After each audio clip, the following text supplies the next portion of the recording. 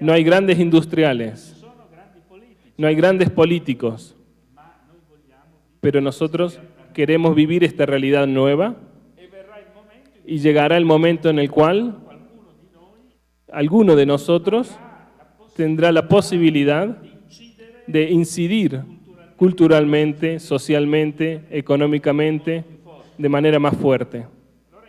Entonces yo pienso que América Latina es un laboratorio para toda la humanidad. Como dice Papa Francisco, Europa está un poco abuela, envejecida. ¿La juventud dónde está? La juventud está aquí. Entonces tenemos que tener el coraje. No tenemos que dejarnos aplastar. No tenemos que ser fatalistas. Hay que ponerse en camino. Ya sería un resultado muy grande si después de este día que compartiremos juntos, alguno de nosotros dice: yo quiero ponerme en camino. Tal vez no lo sé cómo haré, pero quiero ponerme en camino. Sentir esa voz profunda que está dentro, que nos impulsa a salir. Yo soy un párroco. Una persona muy buena, importante. Y la casa la tengo. Todos me respetan. ¿Es esto el Evangelio? ¿Basta eso? ¿Te puedes contentar con eso? Jesús no te dirá en un cierto momento: tú elegiste la casa parroquial o elegiste de testimoniarme entre los más pobres, como hice yo, Jesús. Hay algo que nos tenemos que mover si un sacerdote piensa así. O si no, soy una religiosa.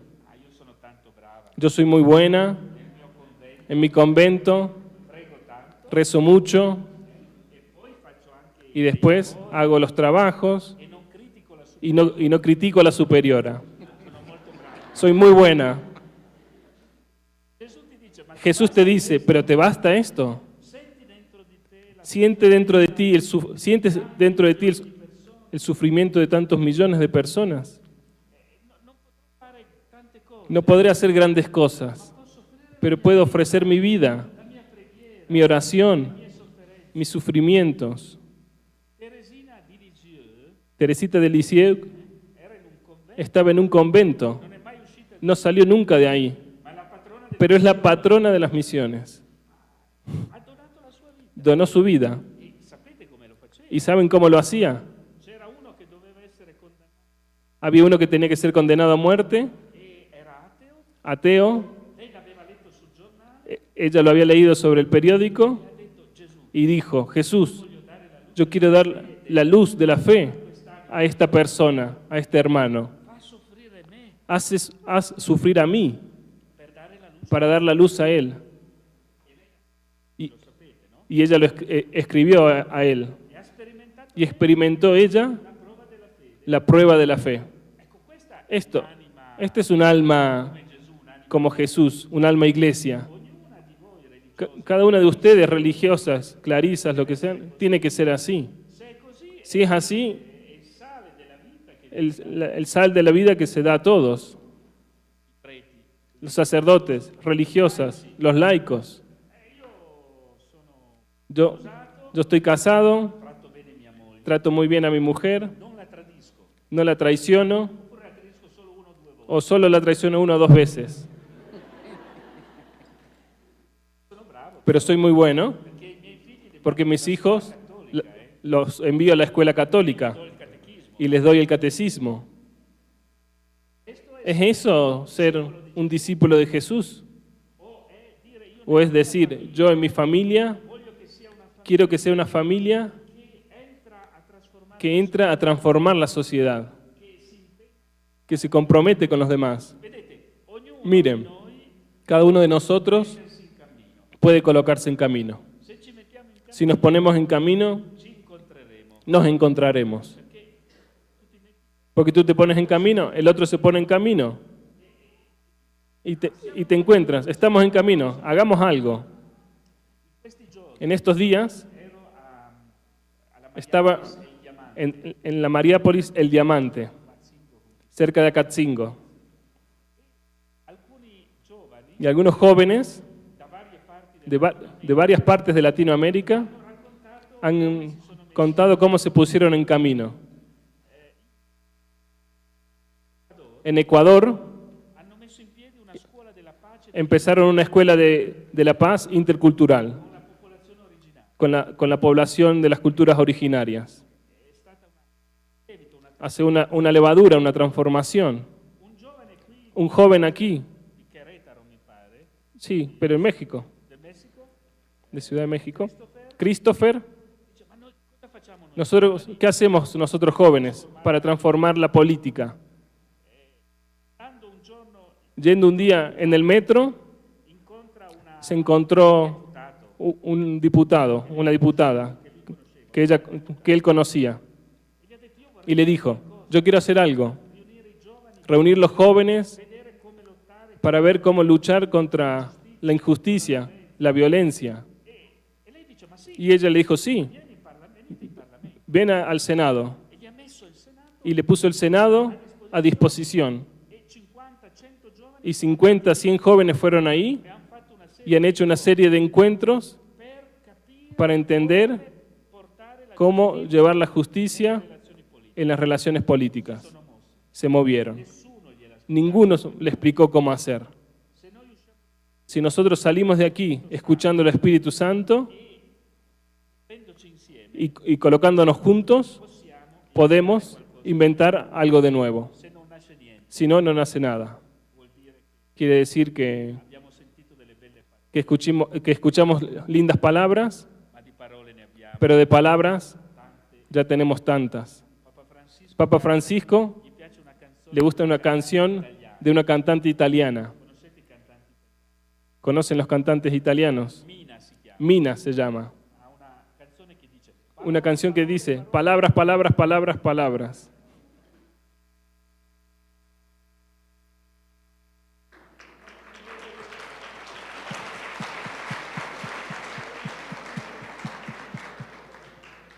Entonces hay que levantarse las mangas, meterci le maniche, alzare le manos, sí.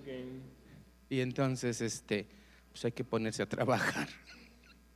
Muy bien, yo creo que aquí con esta respuesta también Rebeca tiene ya respondida la situación que como dentro de la iglesia tenemos este desafío para sacerdotes y religiosos. También está respondida otra pregunta que nos habla de la realidad terrible en México del narcotráfico, de los secuestros. Entonces yo creo que está respondida en ese sentido, ¿no? De involucrarnos. La segunda pregunta nos dice, ¿cómo crees que debe interpretarse y ponerse en práctica la pobreza a la que invita el Papa Francisco en el mundo de hoy? Una pregunta muy comprometedora. Yo pienso que, antes que nada, a la pobreza de la iglesia. Y pienso que significa, antes que nada, una conversión que nos toca a todos. No tenemos confiarnos, poner nuestra seguridad sobre los medios solamente humanos. Tenemos que tener nuestra seguridad en Dios. Esta es la primera pobreza. Esta es la auténtica pobreza radical. No confiarnos de las cosas que poseemos, del poder que tenemos. Mi parroquia va bien porque tengo mucho dinero, muchos fondos, porque el poder político me apoya, porque no lo critico, también cuando se equivoca. Ahí está el compromiso. Esta es la ruina del Evangelio. Entonces, antes que nada, es una conversión a la fuerza de Dios, a la fuerza del Evangelio. Esto es fundamental. La Iglesia siempre ha hecho desastres cuando se fundó sobre cosas que no eran el Evangelio. Ha llevado la fe con la espada. Ha llevado la fe con el dinero para hacer convertir. No. La pobreza es la pobreza de confiarse de Dios, confiar de su amor. Este es el primer punto. Un segundo punto es que la pobreza significa, en el lenguaje evangélico,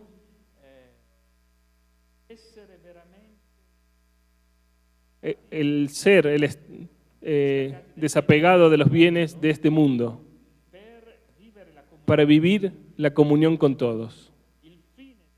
El fin de la vida no es ganar, no es estar seguros, sino que el fin de la vida es llevar el reino de Dios. Jesús dice: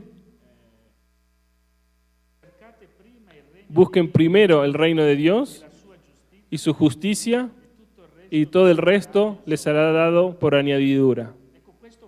Esto vale para todos. Obviamente, en las distintas vocaciones, dentro de la vida de la Iglesia, se vive de manera distinta. Uno es religioso. Entonces, ha dejado todo, pero después arriesga o tiene el riesgo de estar seguro porque tiene el convento. Tiene la comida todos los días. Y también la tumba en el cementerio. No es más la pobreza ya entonces. Él, sin darse cuenta, no está desapegado de todo. Un padre de parroquia, sacerdote, él dijo: yo no he hecho el voto de pobreza. Muy bien, muy bien. Ciertamente no lo hizo. Pero si quiere seguir a Jesús, ¿cómo hace para seguir a Jesús teniendo en el banco mucho dinero mientras los otros mueren de hambre? ¿Y crees que esto es evangelio? Te tienes que convertir. Ese dinero no es tuyo. Cuando se lo das a los demás, no es que haces una obra de generosidad. Como dicen los padres de la Iglesia,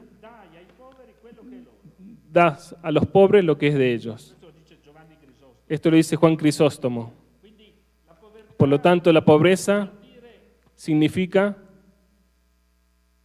dice Chiara Lubich una hermosa frase, como una planta, una flor, desde la tierra, de la tierra toma lo que es necesario para su vida, pero no de más.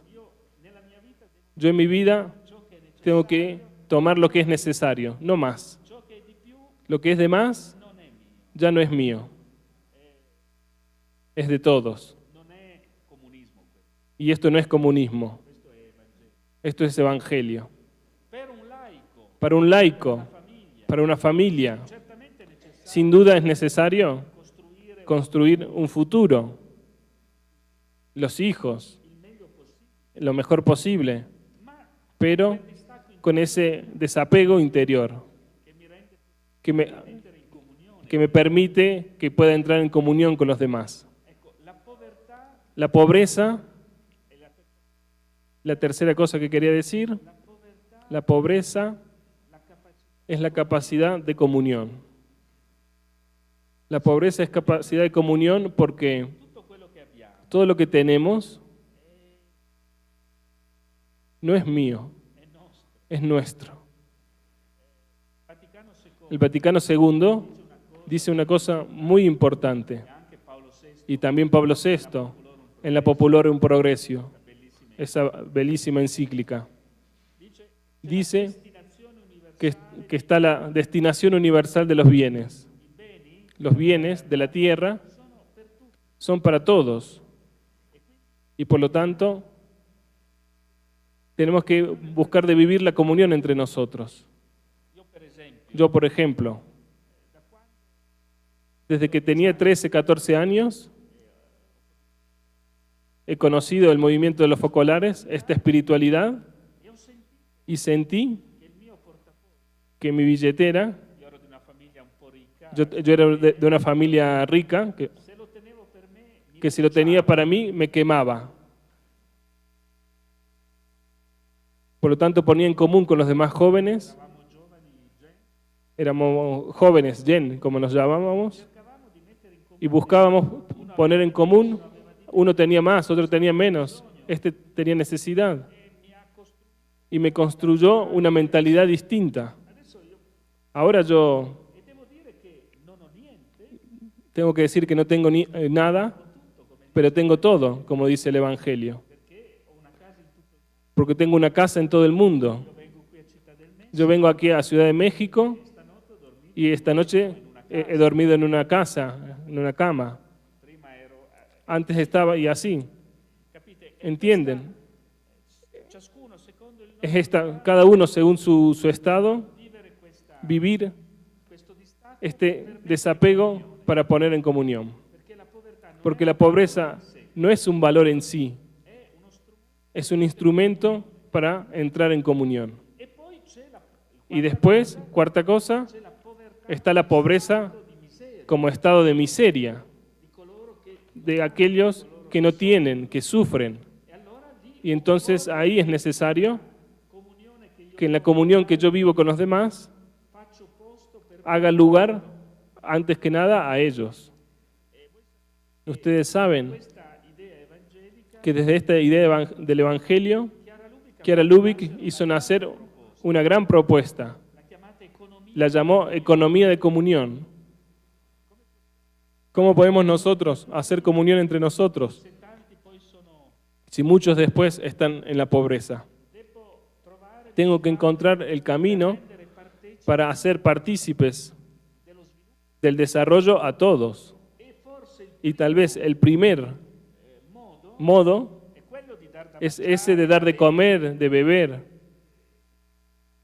Como dice Jesús, el juicio final no me va a preguntar, pero tú, Padre Pedro, fuiste a Ciudad de México e hiciste una conferencia, linda conferencia, muy bien, viene aquí.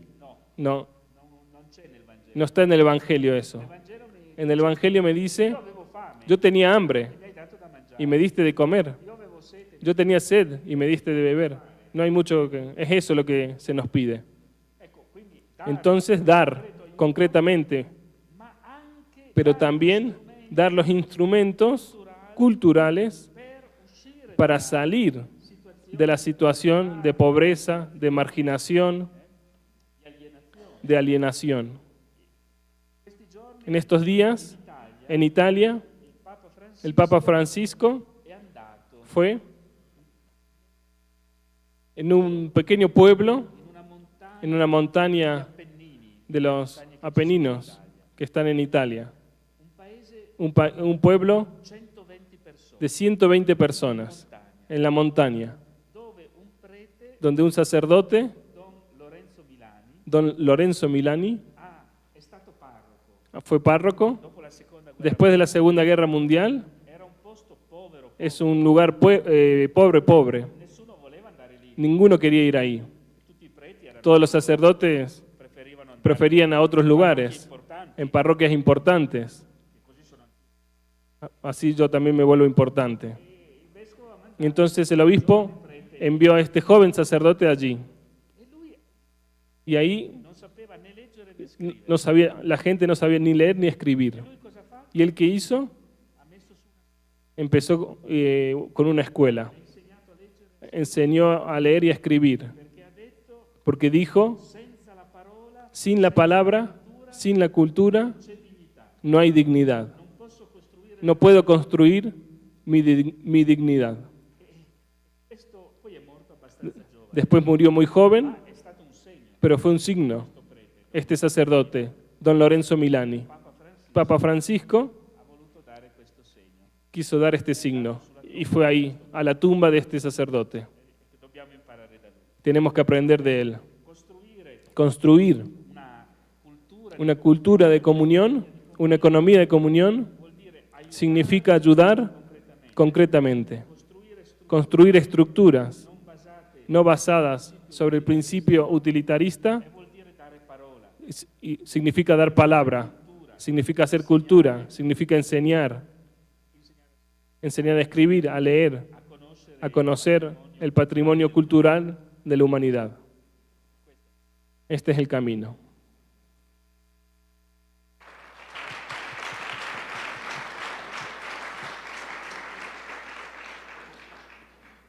Nuestra tercera pregunta: ¿cómo hacer para que los laicos podamos realizar nuestra tarea en el mundo con la confianza y libertad de miembros de una iglesia en salida?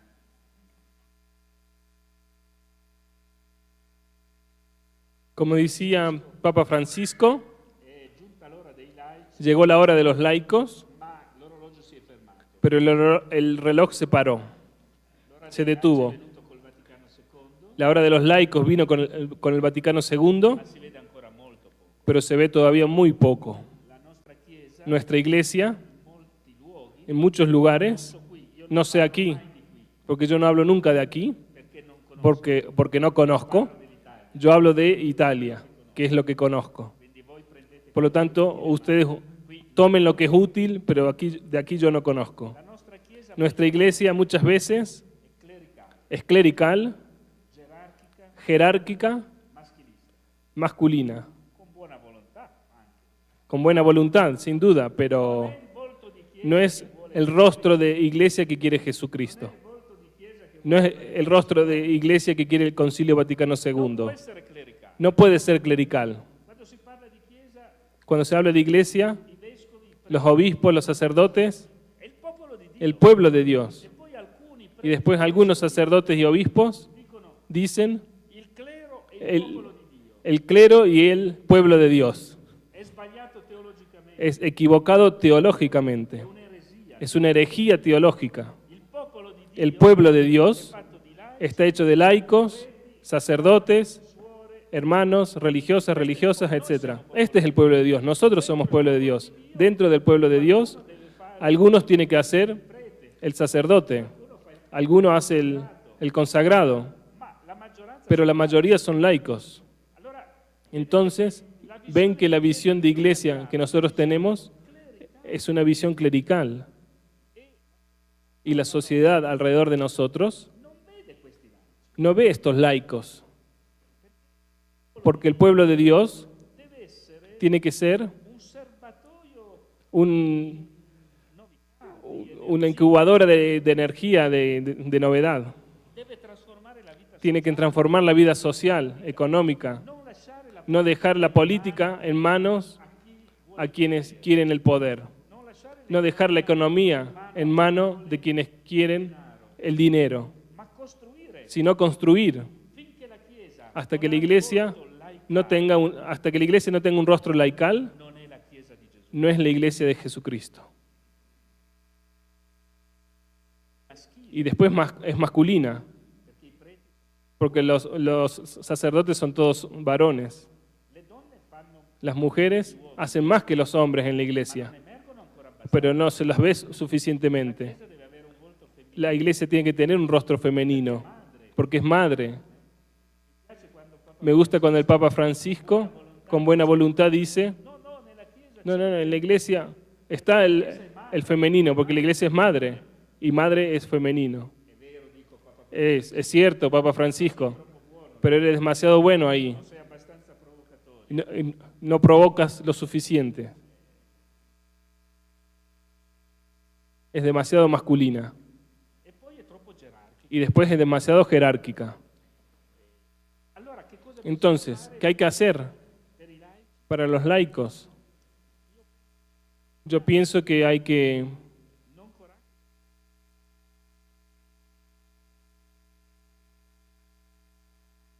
no decir coraje, sino valor, valentía, valentía.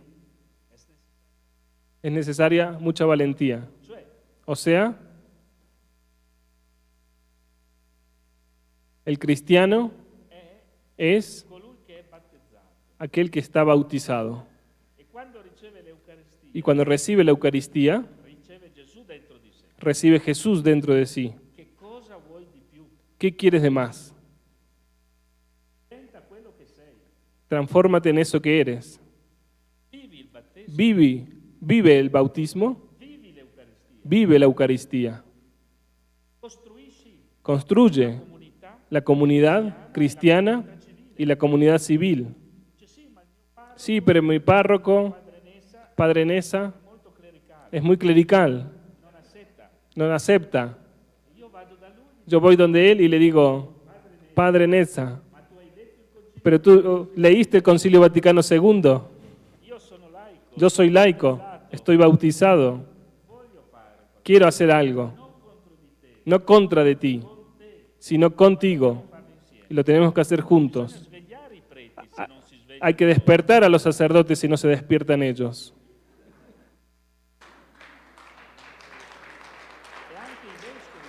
Y también a los obispos, si es necesario. Yo en estos momentos estoy en Florencia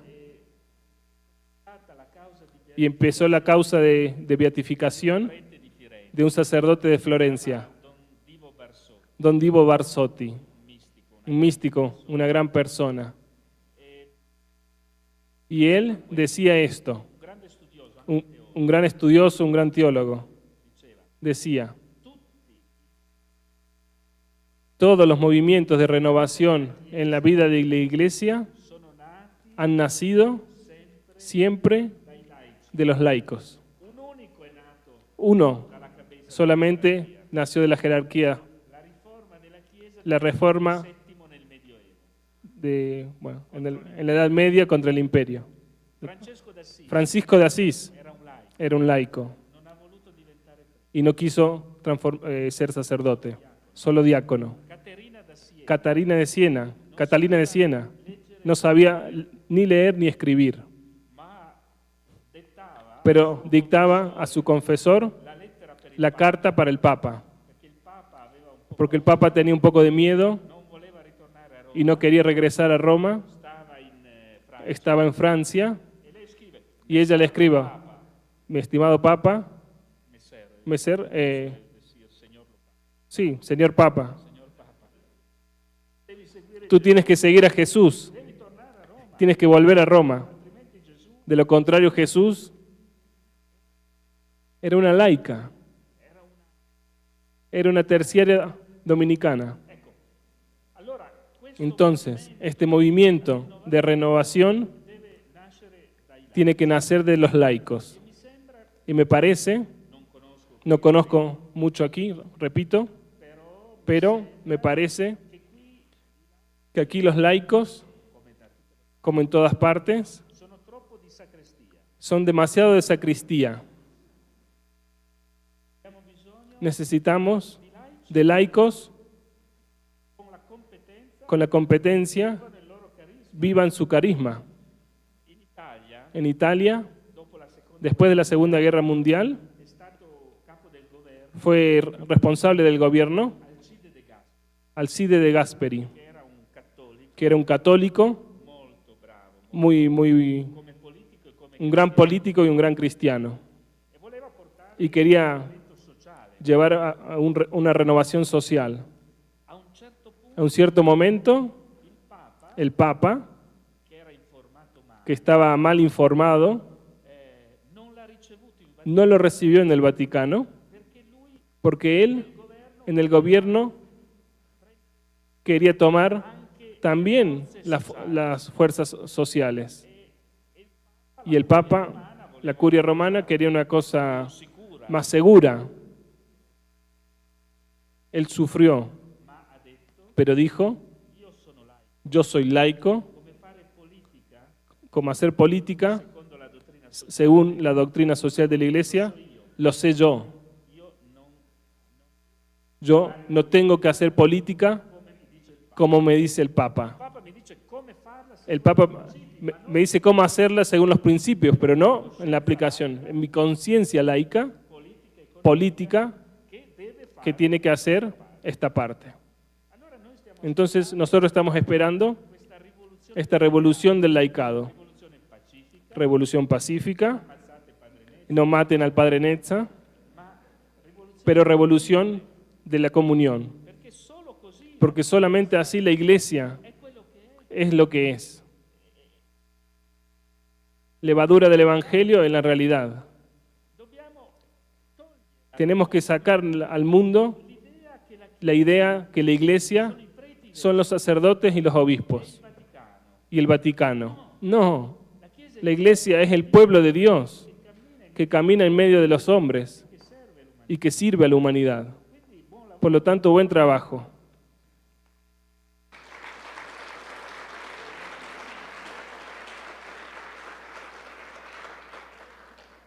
El tiempo ha volado, llegado alguna pregunta más, pero ya tenemos la Santa Misa, entonces nos disponemos, ¿sí? Nos disponemos para la celebración, será aquí, en 10 minutos. Los sacerdotes que hayan traído su alba, su estola, se preparan, por favor.